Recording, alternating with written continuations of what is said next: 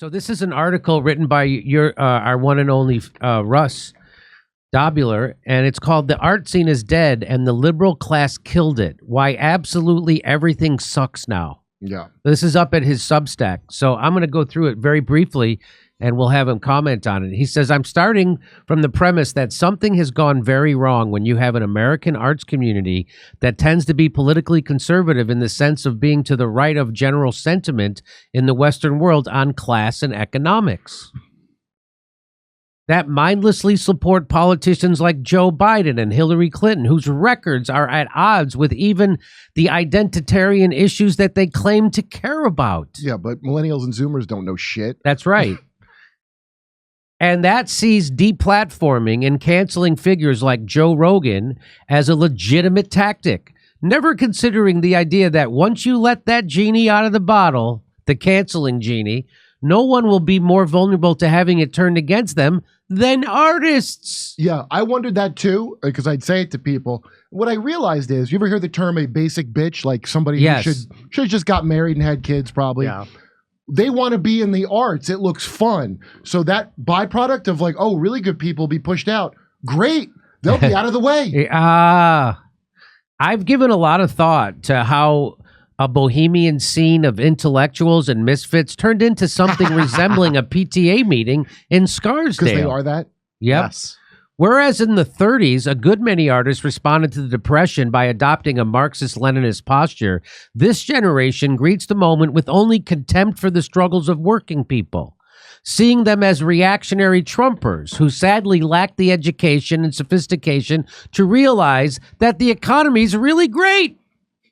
I've heard people say this, by the way. I've heard comedians who now have money, female comedians who now have money, and think that they're fighters for the downtrodden, say, "Hey, restaurants are full. The economy's great. Vote for Biden."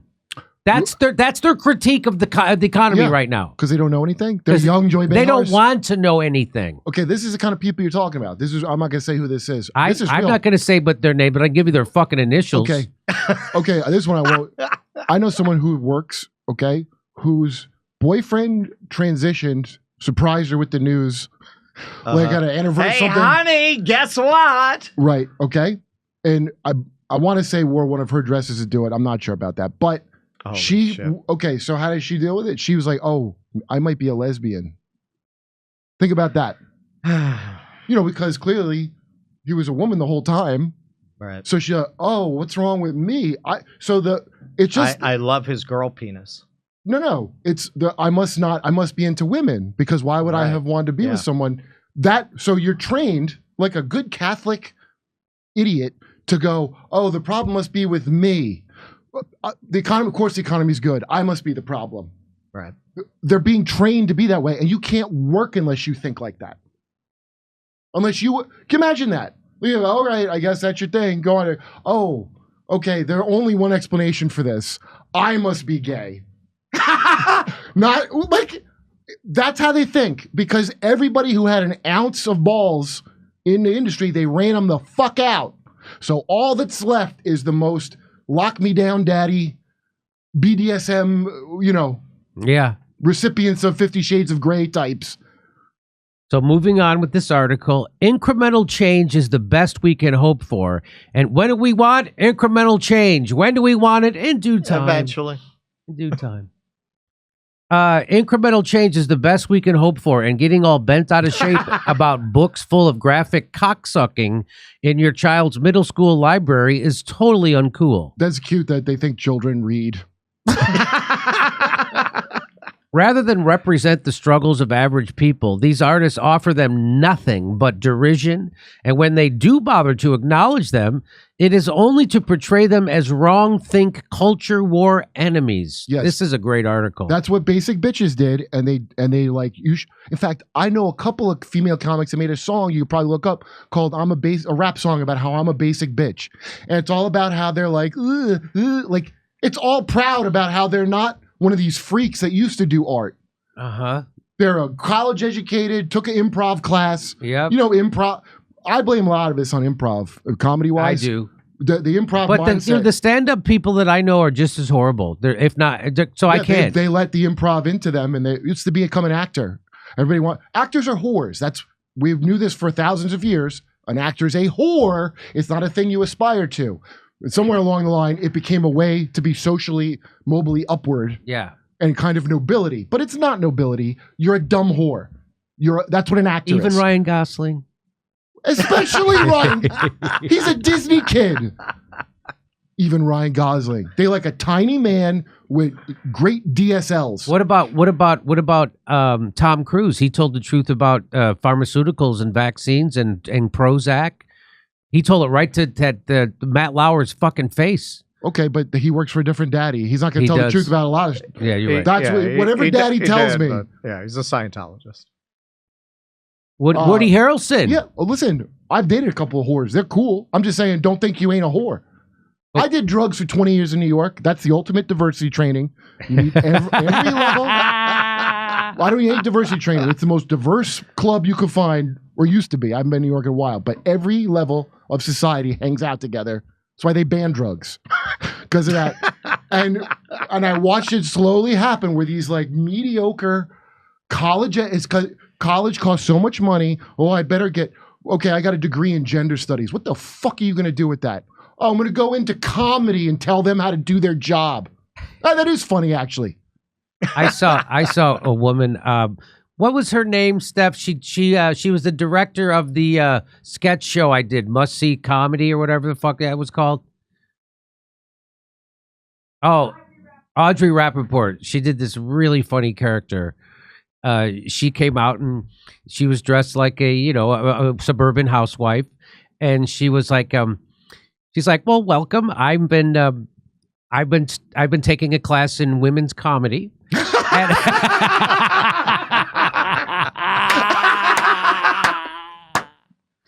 It was one of the funniest sketches I ever saw. I wish you would still do it. Do you remember when they used to go? I remember this question: are women funny? They used to say, and Chris Hitchens. Now he probably didn't come with the title, but he wrote "Women Aren't Funny." That really, like fuck. And think of how insane of a question that is. They'll be like, "Are women fat?" And you're like, "What? Are women fat?" It's a simple question. I don't know all the like. They would ask that like it's normal. That was a gotcha question. Like, what started the Civil War? Like, what are women funny? Are women funny? And people would answer it. They go, "Yes, they are." I'm like, what is happening right now? It's because they're on the red carpet. Actors are whores. They're not thinking about a question they're act. They're thinking smile. So I didn't read that book. Was he being It was a guy. Okay. So Christopher Hitchens, when he wrote that book, I didn't read it. Was he not being sarcastic? Was he not being satirical? He meant it. The headline was a grabber, that's for sure. But I don't think he makes his headlines. The editor does. But did he mean that women aren't funny? His essay was stupid. It was a guy who fancies himself funny, like he's like a comedian too. Oh no! So what he did was he goes, well, they can be funny, but they got to be really I can't say the D word, but lesbian-y or really Jewy, and then they can be funny. Again, none of that is true. Hey, Chris, you can't go do an hour and make it funny, buddy. Yeah, you're very droll, and you're a great writer about whatever, but you don't do what and everybody that's not a comic, they'll get a grudge if you tell them they're not. It's so that everybody thinks they're funny, Kurt. Everybody thinks they can do comedy because when comedy is done well, it looks easy. You make it look it looks like you're just talking. You just come out and bully people, right? You just come out and talk. He's just talking, and I think those thoughts, so I could go up and I could just say those thoughts, and it will be funny. And then they try it. Yeah. And boy, did they realize quickly how hard it is to do stand-up comedy. They could do it. Listen, anybody could do it. You just ain't gonna do it because you ain't gonna go on and have that feeling. No, anybody. That's not true. You have to have that's what I love to say about guys like Ryan Grimm and those the guys at The Intercept and the guy. Is that I could do your job and I do it better. Right. But they couldn't ever walk into the improv and get on stage and do it. My job. There's no way they could do it. I can not only can I do my job, but I can do your fucking job. Yeah, right. Better than you because I'm not owned by a billionaire. Well, that's art. Art's a place for rich people to hide their. It was the original NFT analog before digital NFTs. You would store your money in art. Well, yeah. I mean that's why. Yeah. If you see this art, that's just who would pay for this. red squiggles. Who's paying for this? A lot of times that's money laundering. Yeah. A lot of times that's Hunter why they Biden don't isn't care what criminal the painting compared is. to the rest of them with his paint. I mean, it is, but So that's what it's for. So let me. This is the last slide for this article. Everybody should go check out this article. It's at the Substack. There's Substack, Do Dissidence. I write, and so does Keaton. Okay, so here's the last slide I'll read to you. In the end, the art scene as it exists today and the institutions that support it may have simply become too sclerotic, out of touch, and irrelevant for saving. The future is with activist artists grown naturally from their communities, using new technologies and platforms to draw attention to concerns and realities that no gatekeeping clique of professional managerial classes will ever understand or think to explore. They'll still try to buy it because this is the end. Ultimately, maybe Neil Brand said to me, all the gigs are corporate now. Corporate gigs was a thing that comics would talk about. You make money. It's the worst. But all of them are that. See, but here's the opportunity, and that's why I threw that in there. You're seeing all these institutions die. You're seeing post-COVID, all of these theaters all around the country are collapsing. They're dropping like flies. Places that have been in the same theater for decades, their theaters are all closing all over the place. Good. They should. They should. These fucking people in the article. The money, the resources that these people waste sucking out of donors to do what? I wrote about this in the article. In a moment of dislocation and economic deprivation and civil strife, the Long Wharf Theater in Connecticut, their artistic director decided, you know what I really need to do with my platform? I need to do a Black trans women at the center festival. Geez. Their home of 55 years closed within a year after that. Wow. Who are you speaking to? Rich guys, trophy wives? Who are you speaking to? Yeah. I thought it was rich guy trophy wives. Who needs this? Like, hey, man, you want to do that as part of the programming? If you were doing stuff about unions, if you were doing things that really concern the general public, about how the I workers wouldn't have got anything crushed, to say about it. About how the workers got crushed because of lockdowns that were unnecessary. Right. And They will never do that crushed. because they favored that. That's the worst That's part. right. This article was I kept starting and stopping it for a couple of years. I went to the party of a theater I built back in the day, like 25 years ago. In Manhattan. And it was closing. So I went. I just wanted to be there for the last show. And talking to the people there, it was as bad as I would have expected. And that's why I don't usually go to because I know who's there. I have people say to me, the Democrats, their heart is in the right place. Like, this is what you're dealing with. Yeah. You're fucking artists. You're artists. Like, well, they're good artists. No, that's why all these theaters are closing. You cannot be a good artist if you're that fundamentally fucking stupid. Where's the play about the 70,000 healthcare workers who got fired from their jobs in New York in one fell swoop because they wouldn't take an emergency medical treatment that was experimental? I wrote it. It's called Good Riddance. You say that to these people, you're a Trumper. That's right. You're a Trumper. Yeah. Like, when I said I'm not voting for Joe Biden, it went right to, well, Trump wins. Just like Christmas with your liberal relatives, Trump. But you're calling yourself a fucking artist. You have nothing to say that people can't see on MSNBC, and you call yourself an artist? Dude. Well, that's what I got. I've gotten arguments in the back of comedy clubs after I would see comedians come off stage after they had just shamed the audience for trying to get informed about the COVID vaccine. Saying, "Oh, you're going to do your own research. You're sitting there smoking a bong and drinking a beer, watching Saturday Night Live, and now you're going to be a researcher." I saw a guy do that almost fucking word for word. A guy who I've known my whole career. How does he define research, by the way? Reading at all? That's just reading. And I come back, I go, so now you're doing big pharma propaganda? You're shaming people for trying to get informed about medical treatments they're being forced to take, and you're doing it like you're smart? And the guy didn't know what to say to me. He was like, he had never fucking encountered someone who pushed back against it. They rule anyone who pushes back out of bounds, so they only have to talk to people like themselves. And that's why I say, Good. Let these fucking institutions collapse. Let them close. They're Yes. not doing shit for anyone. They've gotten so out of touch that even their out of touch donors They can't be saved. feel like this is too out of touch to support anymore. Let them collapse. And hey, there are a lot of smart, talented young people out there, man. Me and Jose, we disrupted that Maddo event. He's a very smart kid. There are a lot of people like he's very interested in the arts. I talk to a lot of kids like that. This is the thing.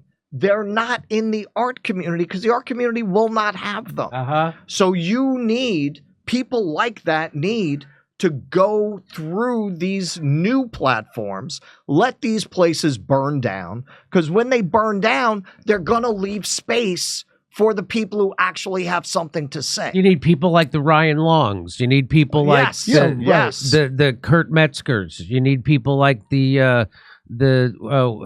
who's the guy you work with? Well, I'm blanking on his name. The impressionist, Kevin Dunnigan. Kyle Dunnigan's, right? You need shows like this. I'll be so bold to say it. You need shows like this one. Mike McRae calling in as Hillary supporter or offended listener, and well, so a bunch of people. What's wrong with you? They want the good grade, pat on the head feel. Because look, I got into comedy to not learn business. I got into comedy to be a jerk off. That's right. That didn't have to ever do work that was real work other than writing. I'll do that. Yeah. So that's what really made me the angriest, getting run out of it, is like, now I got to think about business. Yeah. And I'm still angry to this day about it. But this is part of why it's so important. You cannot have a political movement without art. You can't have a political movement without music, without poetry. There's never that, because that is how you spread your message. There are a lot of people who are just not going to sit down and get into theory. I only care about the race and gender of the artist and not the art. If you want to communicate these paradigms, if you want to shift people's thinking, you have got to have an aspect of it that is rooted in the arts. So you have got to get together the people who, Jimmy, I know you hear from these people, and Kurt, I'm sure you do too. I get all the time, I get DMs, I get messages from people who are still in the arts, keeping their head down, thanking me for saying what they can't. Yes. If you give those people a place to go, they're going to run there, but you have to build it. Very well said. Everybody should check out this article, and it's over at Do Dissidence Substack. What is the URL on that? Do you know? Substack.DoDissonance or something like that? I mean, it's Do Dissidence Substack. Okay. So, I mean, if you Google that, you're going to find it. You know what? Every scene has always sucked. I can't stand scene people. Like, they're not artists, they're artsy. See that. He's going to kill me. He's going to be like, God damn it, you didn't memorize the URL. Oh, sorry. It's Do Dissidence on Substack. Okay. Artsy, like when I went to art school, there was artists and there was artsy. Uh-huh. And that's the people, the artsy people.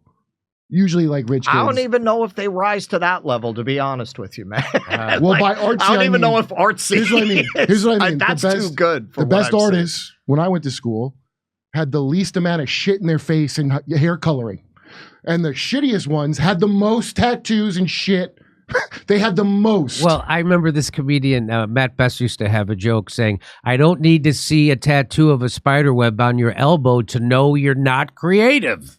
That means you did time.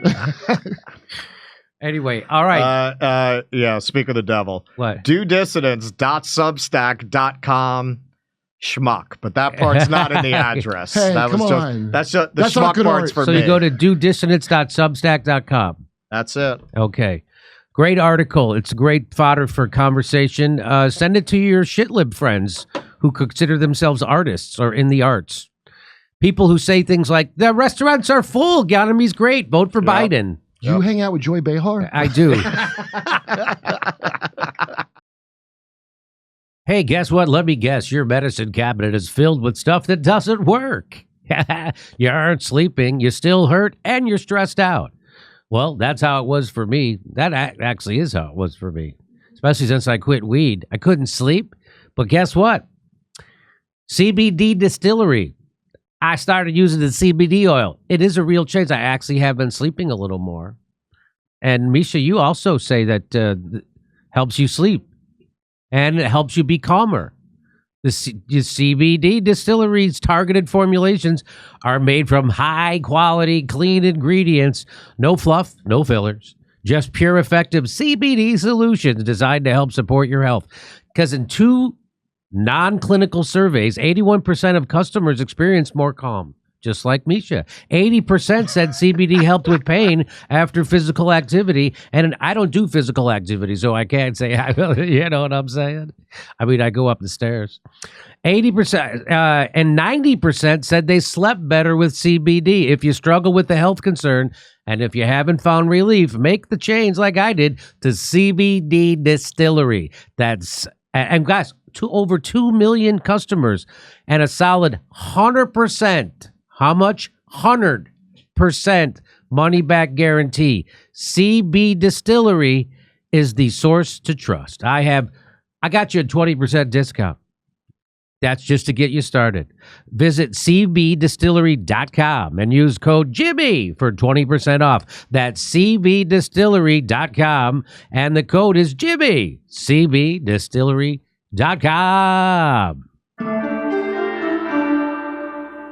Come see us do a live stand-up show. We'll be in Venice, California, Palmdale, California, Omaha, Des Moines, Milwaukee, Lansing, Bend, Oregon, Portland, Oregon, Seattle, Washington, Boston, Massachusetts, and we're going to Europe. Do you live in Europe? We're going to be there. Go to jimmydore.com for a link for all those tickets.